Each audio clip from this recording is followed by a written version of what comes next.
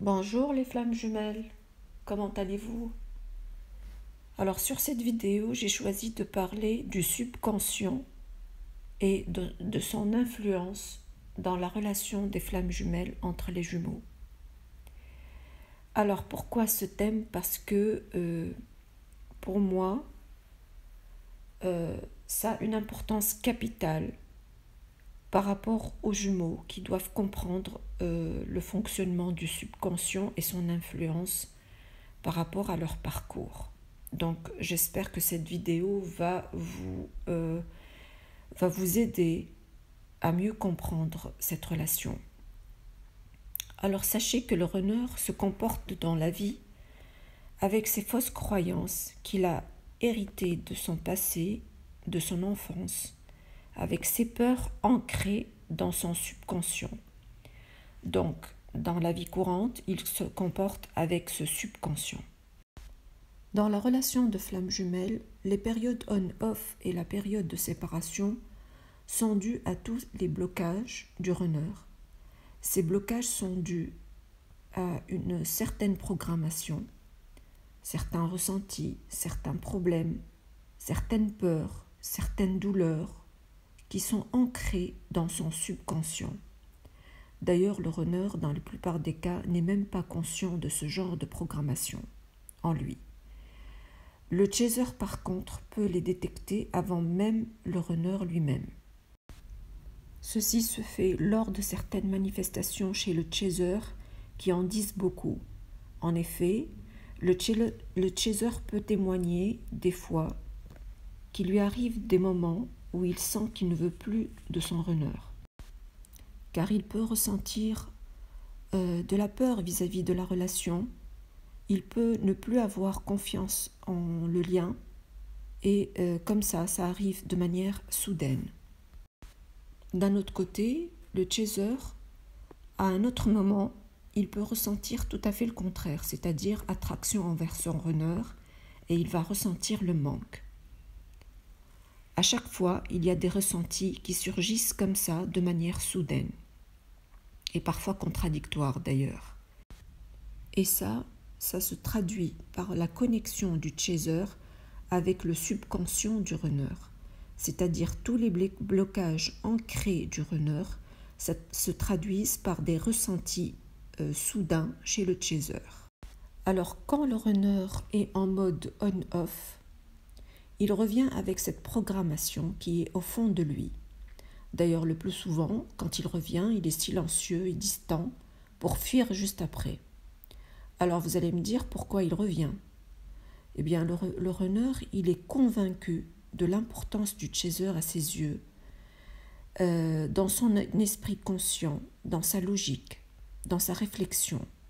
Il sait que c'est l'amour de sa vie, mais c'est son subconscient dont on a parlé tout à l'heure, avec ses vibrations basses, qui va pouvoir le freiner dans sa relation.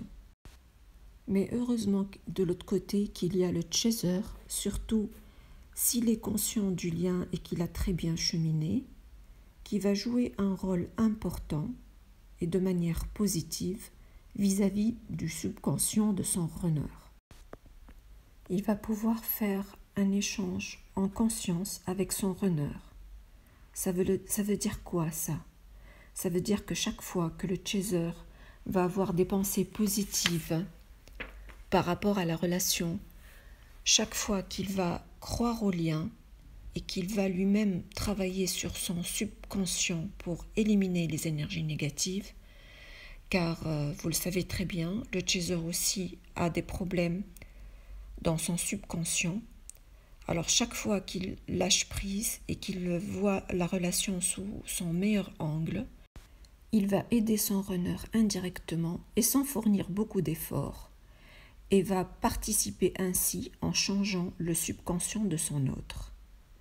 Donc chaque fois que le chaser avance en conscience, le runner, par effet miroir, se débarrasse petit à petit des blocages de son inconscient, ou de son subconscient plutôt, pour que ça devienne de plus en plus fluide. La conscience du chaser va construire sa réalité. De plus, le chaser et le runner sont liés énergétiquement Donc vous comprenez le résultat positif que ça peut engendrer. Donc tout passe par le subconscient dans le lien, et ça c'est important à comprendre de la part du chaser qui lui-même doit faire un travail pour le changer dans le sens positif.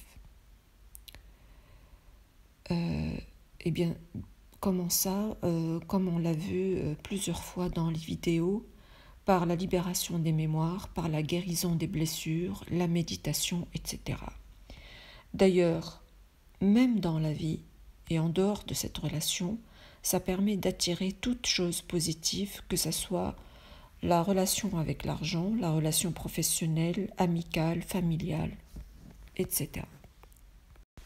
D'ailleurs, avant ça, certains chasers ont une vie assez compliquée, avec des relations toxiques, avec des échecs professionnels, avec possibilité de foudre karmique, et j'en passe.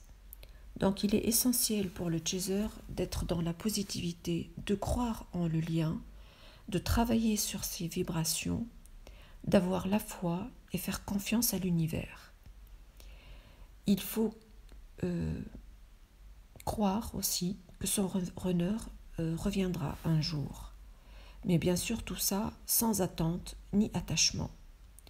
Comme ça le chaser est, sans le savoir, à modifier son subconscient, donc sa réalité et sa vie. Qu'elle soit bien sûr avec son runner ou sa vie d'une façon générale. D'ailleurs, chez les chasers qui ne font pas ce travail,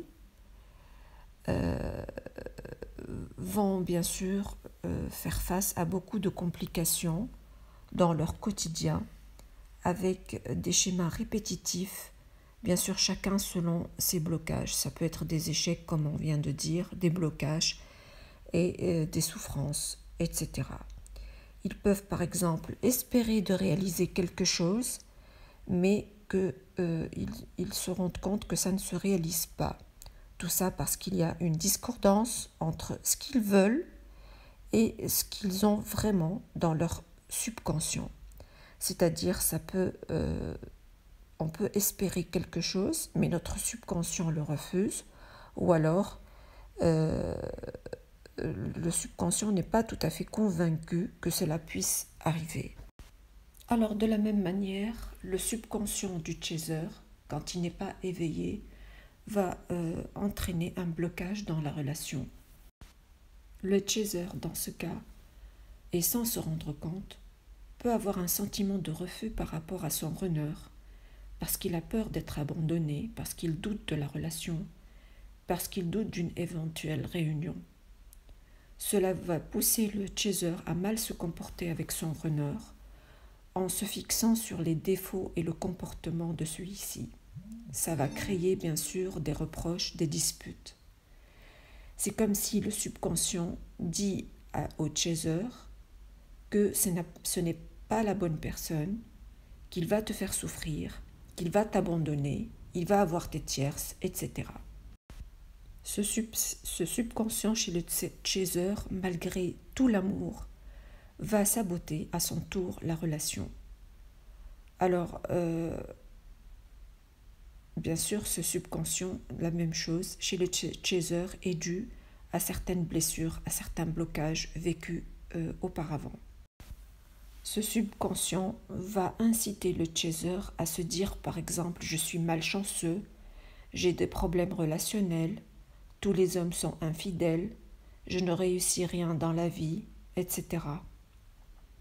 Donc ce subconscient va vibrer l'échec, donc attire l'échec dans tous les domaines, a fortiori bien sûr dans la relation de flamme jumelle. Ça peut créer un blocage dans la communication et l'interaction entre les jumeaux. Donc quand on change notre manière de penser, on change notre réalité et tout sera plus fluide. Un grand nombre de runners dans leur subconscient ont une vision sombre sur l'amour. Ils ont peur parce que pour eux il n'y a pas de vrai amour, que l'amour est souffrant, qu'il va être un jour rejeté, donc ils se protègent. C'est pour ça qu'ils préfèrent des relations où ils aiment moins, pour pouvoir contrôler la situation et ne pas souffrir. Tout ça, c'est des mémoires stockées dans le subconscient dont il faut se débarrasser et essayer de les remplacer par des croyances positives.